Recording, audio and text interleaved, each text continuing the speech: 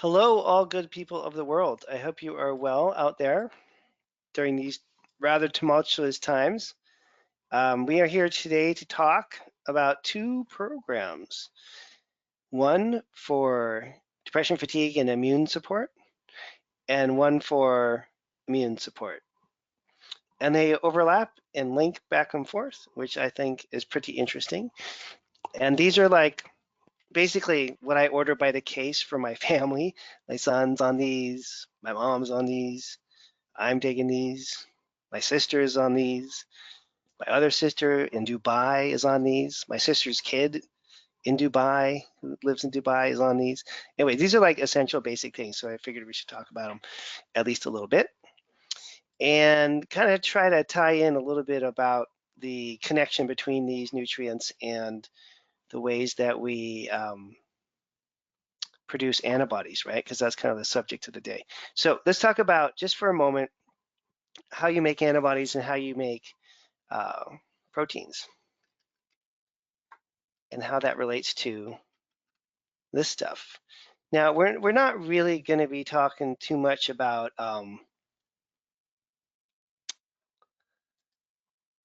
food, because we're assuming that you guys are all eating healthy. Okay, that's kind of not what today is about. We really want to focus more on how all this stuff actually works. Okay, because this is where it gets pretty interesting. And this may be a little complicated, but stick with me for a minute and you'll see that there's a point to it, and I'll keep it short so you don't have to stretch your brain too hard. Okay, so here we go. And this is just like basic physiology that we should really know. So let me take a look at this. Hang on, let me get this to be a little clearer for you. There we go. So generally what happens in your body, if you look at your whole body, right? If you took out all the water and all the fat and the bones and stuff, the only thing that's really left is going to be protein of some type. Your organs, every organ is protein. Every neurotransmitter that you make is protein. Your hemoglobin is a protein, right? Your bones even are made of kind of a special kind of weird sort of proteinish structure. Right? So basically, every single thing that's running your body is made out of protein. And the way that proteins are made is quite interesting. Is we take amino acids and we string them together to these polypeptide bonds, and they end up curling around and twisting around, and that's what this picture is showing here. Okay, and if these proteins don't fold up properly, okay, and we have a misfolded protein, then you're in trouble. Okay, and if you don't have enough of these amino acids to make these proteins, and you can't even begin the whole process of starting to make them, and then you're in serious trouble too. So this is kind of like a little bit of a technical lecture, but I just wanted to show that image there. And the proteins are super cool when you look at them. Let me just show you a picture of a protein. They're beautiful, really. They're just absolutely beautiful. And this is like one of those basic things you're just really supposed to know about your body. Yeah, here, check this out. This is a really great one here. I love this picture. Sorry, hang on a second. There it is. Here we go. There, look at that. See that? It's kind of curly and twisty, and it has these helixes and these ribbons and stuff. Those are all strings of amino acids. And if you're missing even one amino acid, even one essential amino acid is missing, you can't make any of these proteins. So every single protein in the body, except for collagen, is dependent on having a complete set of amino acids. You're missing one amino acid, none of this protein assembly can happen. And the way to think about it is like if you imagine like you had a bicycle chain, right, and it had these links together, and then you locked your bike up. And if one of the links was broken, it would not be a very effective bicycle lock, right? Because someone would just take your bike. So it's the same thing. If you're missing one single amino acid, the entire structure of a protein falls apart. It can't fold right, and it won't work properly. So now, if you think about this from an immune perspective, you have to have amino acids to make antibodies. If you're missing even one essential amino acid, you cannot make antibodies effectively. Even one is missing, it won't work.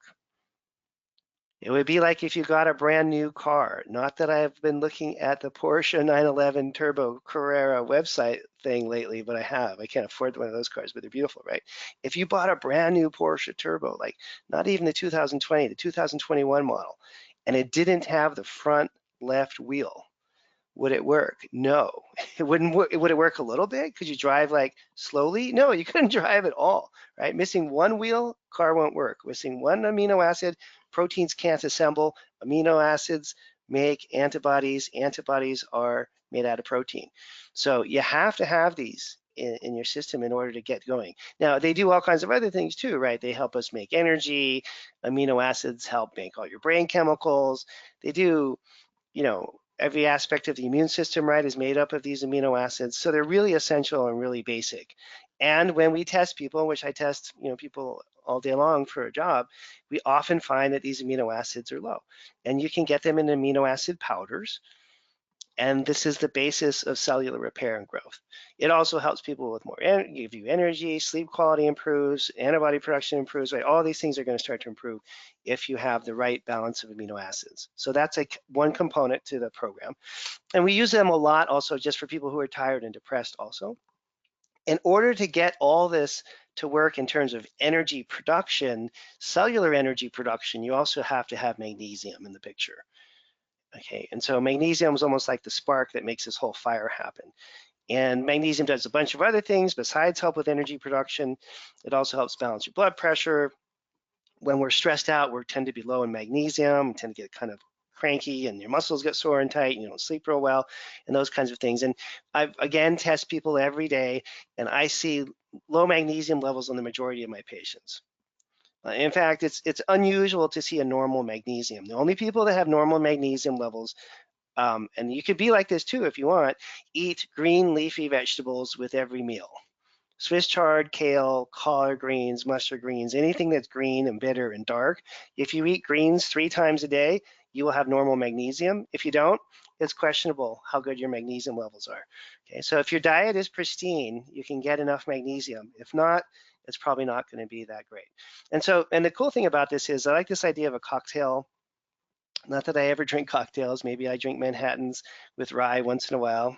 Okay, I'll limit that to twice a week at the most. But anyways, the idea of a cocktail is you take your amino acid powder, shoot, you take your magnesium powder, shake it all up, drink it down, done for the day, right? So a lot of people don't like to take tons of pills or capsules. It's kind of awkward, it's kind of weird. It's also sort of fun to call it a cocktail because then you feel like you're having fun, but you're doing something good for yourself. So we're calling it fatigue, depression, and immune system support cocktail, amino acids and magnesium together. And hopefully you understand now a little bit more about that with the antibody explanation. So now on the other side here, we're looking at zinc and vitamin D. And why is zinc so important? And zinc has been studied for decades. This is not a personal opinion. This is not a new idea. Zinc very actively supports your immune system. Okay, and there's thousands of research studies. I would say for anyone who studies zinc, you would never be able to, in this lifetime, read every research study that's been written about zinc. It's a very, very well-studied nutrient by many scientists from all over the world. And it's clear that zinc stimulates the synthesis of white blood cells and gets other immune components like neutrophils and T lymphocytes, even natural killer cells going.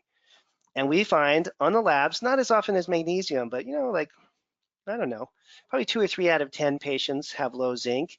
Maybe 20 or 30% of the people I test have low zinc. And it's not as easily lost under stress. So, levels tend to hang in around a little bit more.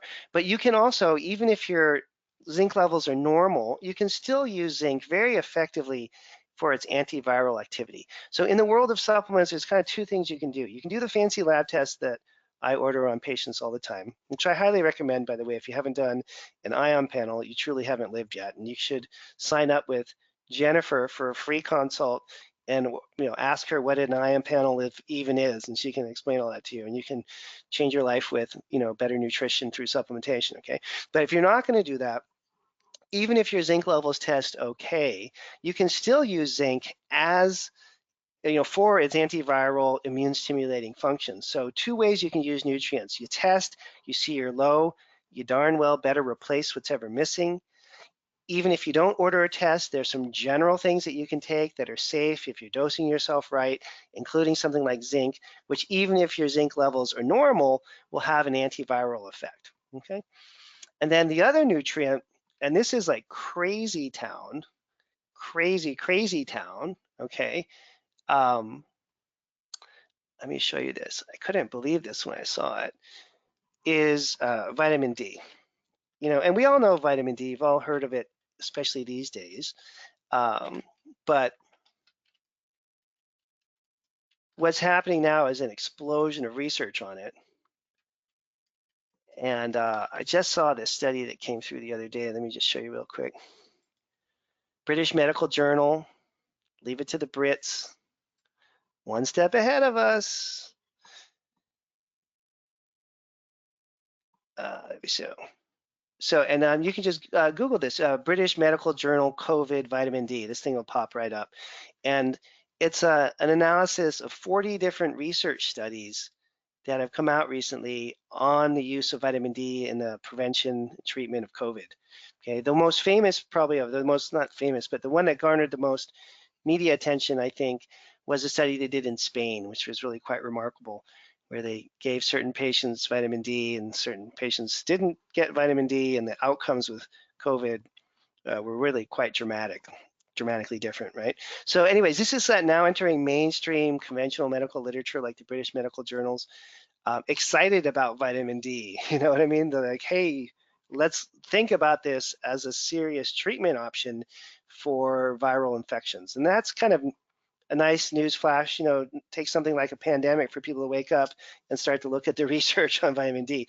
If you go back and you look at the research on vitamin D from years and years ago, it's been shown to be highly effective against coronaviruses, not just the new one that we're all dealing with now, but for a long time, people have known about this. It's just now we're applying it in a more desperate situation. So it's got a sense of urgency behind it. I test vitamin D levels on everybody. How do we do that? With Jennifer, right? Doing an ion panel. If you're interested, call Jennifer so she can help you do an ion panel. It also measures zinc and magnesium and everything that we're talking about. It measures all the amino acids. The ion panels measure all the fat-soluble antioxidants, all the fatty acids, all what we call organic acids, fat burning, blood sugar regulation. It measures everything that you could ever imagine about omega-3 and omega-6 fats, saturated fat, unsaturated fat, monounsaturated fat. It's an incredible test. It's truly a life-changing experience for most patients to see their entire cell physiology, your entire body represented on this lab. It's really quite phenomenal. But anyways, part of the test is vitamin D. Almost everybody that I test is low in vitamin D. It's very unusual. Now, of course, I'm testing people that usually have some health problem or for some reason want to get checked, right? So about 80% of the patients that I test are low in D. I think in the US is something like 70% of adults, 10% of children are low in D. And the medical docs have a pretty wimpy definition of what vitamin D normal levels should be, right? So their levels are like around a 30 they consider adequate, 20 to 30 range. In my world of integrative medicine, we want you around a 50 to a 70. So the vast majority of people that I look at are not at optimum vitamin D. There's sort of vitamin D levels that keep you alive, and then there's vitamin D levels that allow you to thrive and be super healthy. And we want you in that 50 to 70 range. So you can get toxic in vitamin D, so don't go out and just binge on it and take bottle after bottle. But if you're somewhere between 2,000, 4,000 IUs a day, you're going to be in good shape. In the era of COVID, seriously, we should be a little bit more paranoid about this. Get your vitamin D levels up.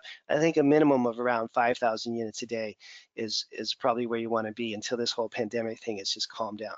Okay, so it not only helps prevent people from getting COVID. When people get COVID, again, look at those British Medical Journal studies. You'll see that when people do get COVID, if they're given vitamin D, their outcomes are much better. Especially you can look at that study from Spain because it was quite interesting. So there's a bunch of other things that vitamin D does. One of them, which is quite interesting, is it regulates gene expression. So vitamin D goes in, I have a little picture on that too here. I don't know, I think this stuff is kind of interesting, the sciencey part of it. You see how it all works. So vitamin D helps regulate how these genes work. And then ultimately, these genes end up, guess what? Making proteins, okay? And what do you need to make proteins? Amino acids. That's over here, right? And so vitamin D is amazing. Vitamin D, I think of it like if you read about it a lot, which you all should, we should all be reading about vitamin D. The next time that you're on Hulu or Netflix and you're like, ugh, I'm going through an emotional experience right now. I'll tell you about, honestly, Bosch, which is it's not on, it's actually on I think Amazon Prime. But Bosch, the first 5 seasons of Bosch, it's a detective show. If you haven't seen this, were just amazing. I was so engaging and I loved it, and it was my favorite show. And I'm on season 6 of Bosch right now, and I'm on like episode 4. I don't even really know what's happening anymore. It's such a confusing season, and it's just not satisfying. So if you're in a kind of lull like that with whatever TV you're watching, you can spend an hour and Google and read about vitamin D and how it works and all these kinds of things, and look up amino acids and proteins and how they work. Spend an hour kind of perking up your science knowledge on these basic things that are really, really critical for the time that we're in. But anyways, vitamin D's role, right, in regulating your immune in relating and regulating genetic expression is going to be dependent, like we were talking about in the very beginning. It's kind of a circular thing, right? On the ability for you to have enough amino acids to actually all assemble all this stuff. But when I started to geek out on vitamin D, and I've looked at it probably off and on over the last 20 years, but more recently, obviously, since COVID hit, it's like it's not really like a scavenger. It's more like vitamin D allows your immune system to go out and shred and rip apart and just completely destroy coronaviruses. Okay, and there's a ton of research you can read about on pre-COVID coronaviruses, and there's some research now, like I cited from the British Medical Journal, on the current one that we're all facing. But obviously, people have been studying D for a very long time, but pre-COVID, and it's a pretty amazing, it's not sort of like a neutral, happy nutrient, it's actually a hormone, believe it or not. It's a steroid hormone, which is why it's so effective against COVID, right? So we call it a vitamin, but it's really a steroid hormone. That's a little weird. But it's as you would imagine, because they're giving steroid hormones to people with COVID and having good outcomes with that. It's kind of in that genre. It's more like a medication than it is like a supplement. It has a very powerful effect, especially if you get yourself tested and you can dose yourself appropriately based on the lab. If you can't do that, you can't afford a lab, you don't want to talk to Jennifer, there's some reason why you have a mental block about doing a lab test, then I think around this kind of a program, the basic programs that I set up are safe to take and effective for people that don't want to do the testing. All right. All right. So let me mention once again, in case you didn't hear this part, Jennifer is an amazing human being. You can do a free consult with her, and she'll tell you about all the stuff that we do at Kalish Wellness and see if it might be an appropriate fit for us. She can explain a little bit more about the labs and whatnot. And I'm going to wrap it up there. We're keeping these short, but there are some questions that came in. Um, but let me answer a couple questions and then we'll wrap it up, okay?